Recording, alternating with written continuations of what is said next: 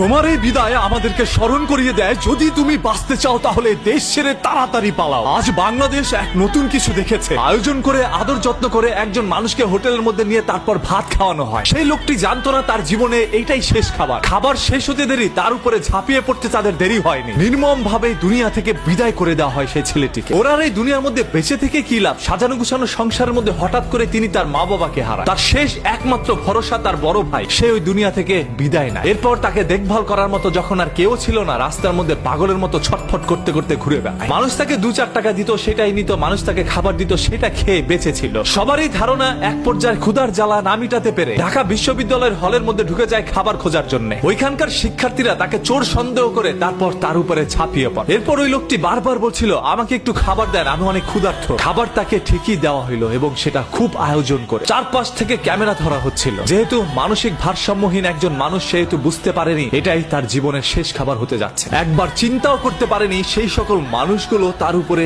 এইভাবে ঝাঁপিয়ে পড়তে পারে। বাংলাদেশের ইতিহাসে হয়তোবা এরকম কোনো মহর্ষ ঘটনা আগে কখনো ঘটেনি। আজকের এই ঘটনাটি আমাদের সবাইকে চিন্তায় ফেলে দিয়েছে। আসলে যদি আমরা বাঁচতে চাই তাহলে দেশ ছেড়ে আমাদের পালাতে হবে। এই দেশ আমার না, এই দেশের জন্মভূমি আমার না, এই দেশের মাটি আমার না, এই দেশের মানুষজন আমার না, এই দেশের কেউ আমার না। একটা সময় আমি আমার নিজেরও থাকবো না, আর তখন তাদের খেলনার পুতুলে পরিণত হব। এই ছেলেটির নাম হচ্ছে তোফাজ্জল। বরগুনার পাথরঘাটা এলাকায় তার জন্মগ্রহণ। তিনি একজন মেধাবী শিক্ষার্থী হিসাবে পাথরঘাটার একটি কলেজের মধ্যে ভর্তি হয়। এরপরই তার পরিবারের মা বাবা ভাই বোন সবাইকে হারানোর পরে পাগল হয়ে রাস্তার মধ্যে ছুটে বেড়ায়। এমন তো অবস্থায় ঘুরতে ঘুরতে তিনি ঢাকা শহরে চলে আসে, আর এটাই তার জীবনের শেষ সিদ্ধান্ত ছিল। আজকে ওকে যে আপনারা হসপিটালের মর্গের মধ্যে ফেলে রেখেছেন, ওকে নিতে কে আসবে? ওর তো পরিবারের কেউ নাই। যার এই দুনিয়ায় কেউ নাই, তার বেঁচে থেকেই বা কি লাভ? হ্যাঁ, আপনারা অনেক ভালো কাজ করেছেন ভাই, ওকে দুনিয়া থেকে বিদায় করে দিয়েছে। আজ ওর পরিবারের কেউ নাই, ও একা হয়ে গিয়েছে। আজকে ওর দাফনটাও হয়তোবা একাকিত্বের মাঝখান দিয়ে যাবে। তবে হ্যাঁ, আজকে তার পরকালে সবার সাথে দেখা হচ্ছে। ওর জন্য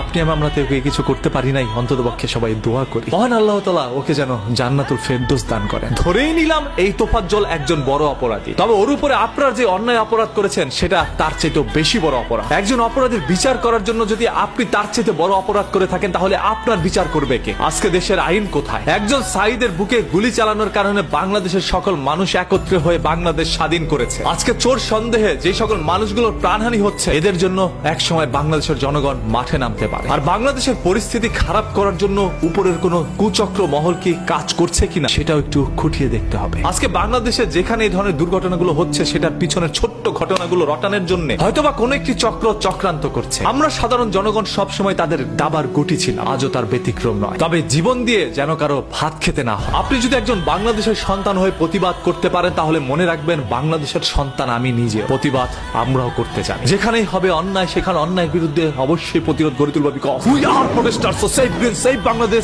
with me every time anywhere. ধর্ম নিয়ে কেউ যদি বাজে কথা বলে, তাহলে তাকে সুযোগ দিতে হবে, কারণ ধর্মবর্ণ নির্বিশেষে আমরা সবাই মানুষ, আর মানুষের চাই সর্বদা মানুষের পাশে দাঁড়াতে। এটাই তো আমাদের একটি নীতি হতে পারে। আজ কেন এই দেশ এরকম হয়ে যাচ্ছে? যে যা পারছে তাই করছে। দেশের মানুষের কি মানবিকতা হারিয়ে ফেলেছে?